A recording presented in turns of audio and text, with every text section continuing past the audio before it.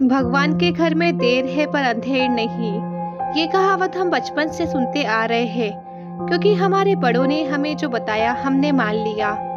लेकिन क्या है इसका सही अर्थ? ये आपने अपने जीवन के अनुभवों से सीखा होगा। क्या होता है जब भगवान किसी व्यक्ति के कर्मों के हिसाब किताब पर आते हैं? चलिए समझते हैं एक छोटी सी कहानी से। दो व्यक्ति मरने के बाद भगवान की अदालत में पहुंचे, जहां उनके कर्मों का हिसाब किताब होना था।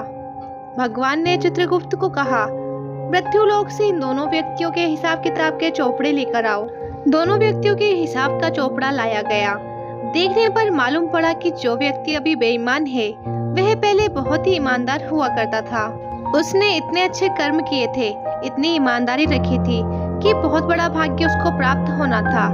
लेकिन उसके भाग्य प्राप्ति से पहले अंतिम परीक्षा आई।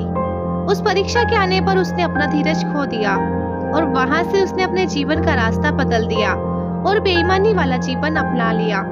अब जो भाग्य उसे मिलने वाला था वो कम होते होते इतना कम रह गया कि एक बटुआ ही मिला, जिसमें केवल 1000 रुपए थे। देखा जाए तो वैसे उसके नसीब में क्या था? बेईमानी का रास्ता अपनाने से उसका प्रारंभ प्राप्त हो गया। इसलिए भगवान चाहकर भी उसे कुछ अधिक नहीं दे सकते थे, क्योंकि विधि के विधान के आगे भगवान भी विवश है। अब बारी आई दूसरे व्यक्ति की, जो बेहद ईमानदार था। जब उसका हिसाब निकाला गया तो देखा गया कि वह पहले बहुत ही बेईमान था। उसकी बेईमानी के कारण उसे बहुत कड़ी सजा होने वाली थी, लेकिन सजा प्राप्त करने के पहले उसको जीवन में सुधरने का अंतिम मौका मिला। उसने वह मौका ले लिया और ईमानदार वाली जीवन शैली को अपनाते हुए खुद को सुधार लिया। तो उसकी सारी सजा भी क्षीण होते होते सिर्फ एक कांटा चुभने जितनी रह गई।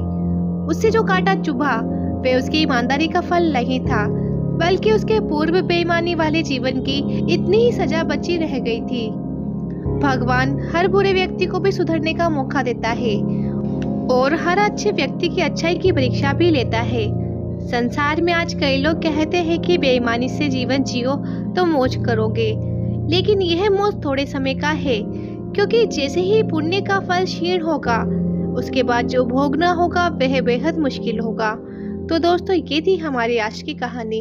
अगर आप लोगों को ये वीडियो पसंद आई है तो आप इसे लाइक कर सकते हैं, शेयर कर सकते हैं, और ऐसी वीडियोस रोज देखने के लिए आप हमारे चैनल लाइफ लेसन स्टोरीज को सब्सक्राइब कर सकते हैं। Thanks for watching.